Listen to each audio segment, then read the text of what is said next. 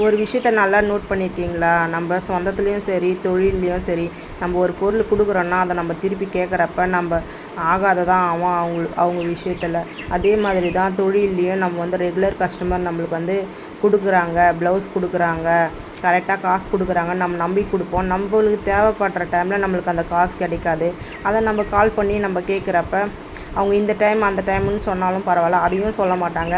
நம்ம கால் பண்ணி கேட்குறப்ப சரி லேட் ஆகிடுச்சே, இந்த டைம் தான் தரேன்னு சொல்லியிருந்தாங்க. அந்த டைம் நம்ம கேட்குறப்ப அதுவும் கிடைக்காது. அவங்களுக்கு மனசு கஷ்டம்தான் ஆகும். அதில் அது நம்மளும் மனசு கஷ்டம் ஆகும். நம்மளுக்கு அவங்க மேலே கோவம் வரும். அதுக்கு நம்ம கடன் கொடுக்காமலே இருக்கலாம்ல, கொடுக்காமலே ஒரு கெட்ட பேர் கூட எடுத்துக்கலாம்ல.